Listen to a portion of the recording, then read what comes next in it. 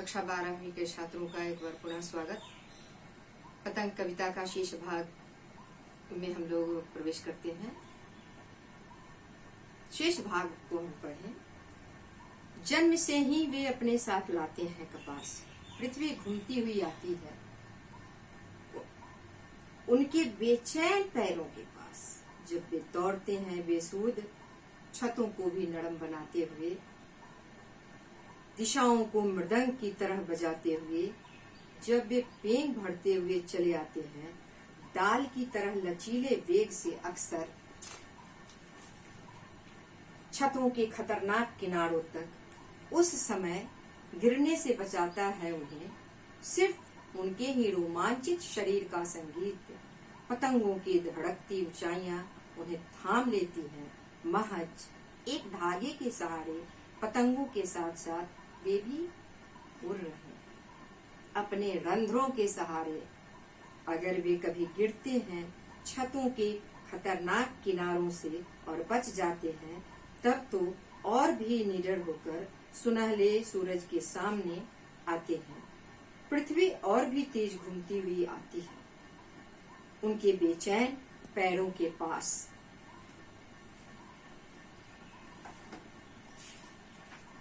इस कविता में आलोक धनवाद जी ने बच्चों की मानसिकता, बच्चों की इच्छा, बच्चों की आकांक्षा, बच्चों के उत्साह, ऊर्जा का बड़ा ही संवेदनशील वर्णन किया है।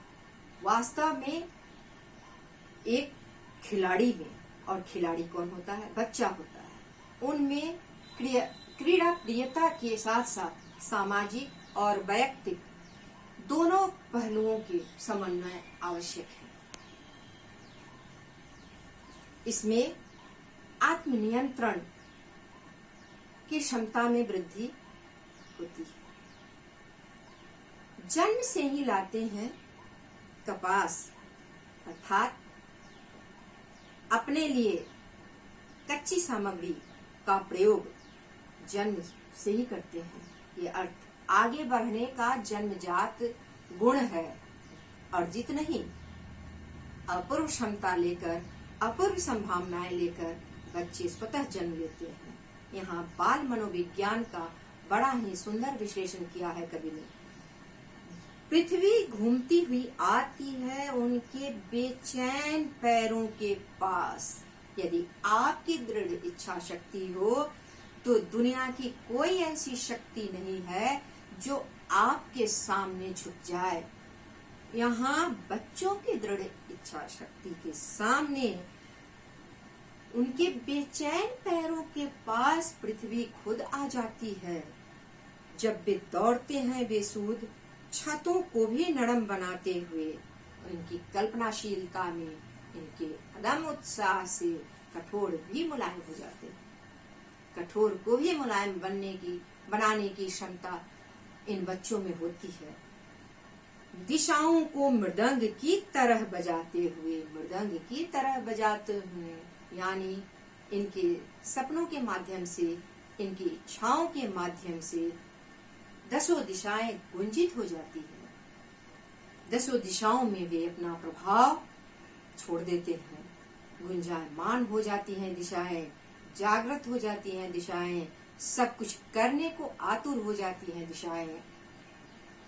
इसलिए यह देखिए, यह सोचना, यह समझना परम आवश्यक है कि खेल के कारण बच्चों में कर्तव्यनिष्ठा, स्वावलंबन, सत्य, समन्वय, संप्रदाय निरपेक्षता, मानवीय एकता, मानसिक संतुलन, धैर्य, प्रामाणिकता, करुणा, सह अस्तित्व, सहिष्णुता, मृदुता,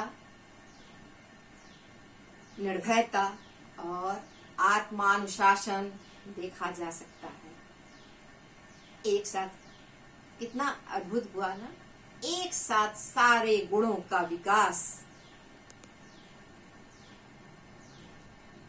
जब वे पेंग भरते हुए चले आते हैं डाल की तरह लचीले वेग से, अक्सर जब वे छत पर खड़े होकर पतंग उड़ाने के क्रम में दौड़ते हैं, ऐसा लगता है झूले झूलते हैं, पेंग बढ़ाते हैं। छतों के खतरनाक किनारों तक उन्हें पता नहीं कि ये छत का किनारा आ गया है, जहां से उनके गिरने पर क्या हो सकता है आप कल्पना कर सकते हैं। उस समय गिरने से बचाता है उन्हें, क्या बचाता है? सिर्फ उनके ही रोमांचित शरीर का संगीत। और रोम रोम पुलकित हो रहे हैं, रोम रोम संवेदनशील हो रहे हैं, रोम रोम जागृत हो रहे हैं। सिर्फ उनके ही रोमांचित शरीर का संगीत, अंतःक्रियाएं, आत्मिक शक्ति, पतंगों की धड़कती ऊंचाइयां उन्हें थाम लेती है महज एक धागे के सहारे। देखने में एक धागा कितना कमजोर होता है, लेकिन वह बच्चों को थाम लेता है। पतंगों के साथ साथ वे भी उड़ रहे हैं। ऐसा लगता है कि पतंग ही नहीं उड़ती है, ऊंचाइयों पर पतंग ही नहीं है। बच्चे की कल्पना शक्ति वहां पहुंच गई। सिर्फ कल्पना शक्ति ही नहीं, सशरीर बच्चे वहां तक पहुंच गए। ऐसे मनोभाव बच्चों में दृष्टिगोचर हो रहे हैं। पतंगों के साथ साथ वे भी उड़ रहे हैं अपने रंध्रों के सहारे। सोचिए, एक एक रंध्र से इतनी ऊर्जा टपक रही है, उष्मा टपक रही है, दृढ़ इच्छा शक्ति टपक रही है, और निरंतर निरंतर निरंतर आगे बढ़ते जा रहे हैं। अगर वे कभी गिरते हैं छतों के खतरनाक किनारों से और बच जाते हैं, तब तो यह कोई आश्चर्य की बात नहीं कि जब छत पर दौड़ते हुए जाते हैं, उस समय उन्हें सिर्फ और सिर्फ उनका लक्ष्य पतंग को अधिक से अधिक ऊंचाइयों पर ले जाना होता है। और यदि संयोगवश यदि वे नीचे गिर जाते हैं, और भी निडर होकर सुनहले सूरज के सामने आते हैं, पृथ्वी और भी तेज घूमती है, तेज घूमती हुई आती है उनके बेचैन पैरों के पास। ऐसा नहीं, गिरने से वे डरते नहीं, उनका डर काफूर हो जाता है, उनका डर भाग जाता है। वे निर्भय हो जाते हैं, साहसी बन जाते हैं, और साहसी बन करके लगता है दुनिया की सारी शंकाओं से मुक्त होकर, भय मुक्त होकर आगे बढ़ने को आतुर है। और पृथ्वी पुनः बेचैन पैरों के पास, बच्चों के बेचैन पैरों के पास आकर रुक जाती है। घूमती हुई पृथ्वी वहां पहुंच जाती है। पृथ्वी और भी तेज घूमती हुई बच्चों को और भी पुचकारती है। बच्चों के पास चलती हुई, घूमती हुई पृथ्वी और तीव्र गति से और उनका उत्साह वर्धन करती है।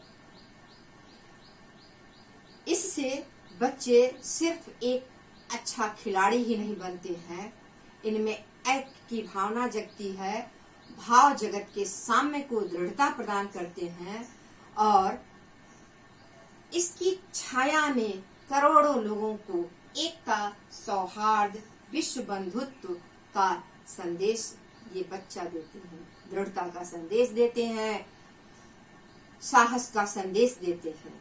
कला पक्ष की ओर हम देखें, हर जैसे कि पहली कविता में भी मैंने बताया कि कविता का भाव पक्ष और कला पक्ष दोनों के अवलोकन के बिना, अध्ययन के बिना हम काव्य सौंदर्य से परिचित नहीं हो पाएंगे। तो हमने भाव सौंदर्य देखा, आलोक धनवा के भाव को हमने देखा, अब उनकी कला की ओर दृष्टिपात करते हैं। जन्म से ही वे अपने साथ लाते हैं कपास।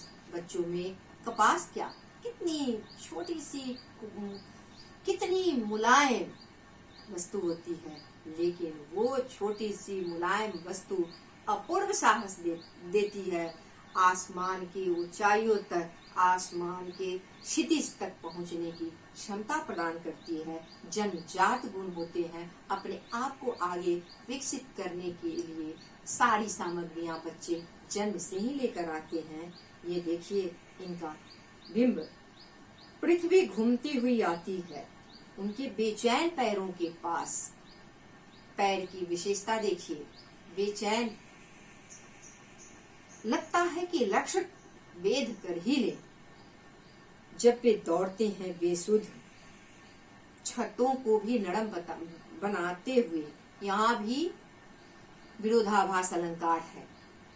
दिशाओं को मृदंग की तरह बजाते हुए। यहाँ पर आप देखिए श्रव्य बिंब, क्रिया निर्भर बिंब देखिए, जब वे पींग भरते हुए चले आते हैं डाल की तरह। यहाँ तुलना देखिए, लचीले वेग से अक्सर छतों के खतरनाक कोई भय नहीं है, निर्भय होकर आगे बढ़ते हैं। खतरनाक परिस्थितियां अर्थात कितनी भी भयंकर परिस्थिति हो, चुनौतीपूर्ण परिस्थिति में हमको अपने आप को कैसे तैयार रखना है, ये बच्चे सिखाते हैं।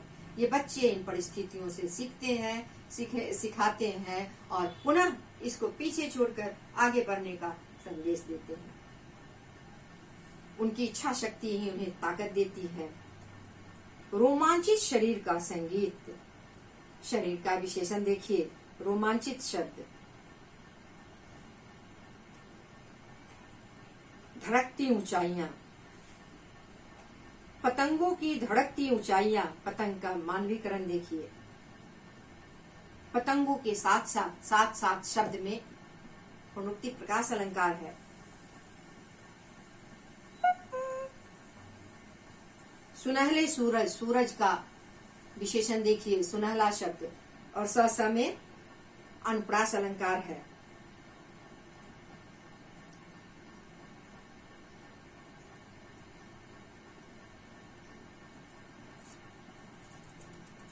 धन्यवाद।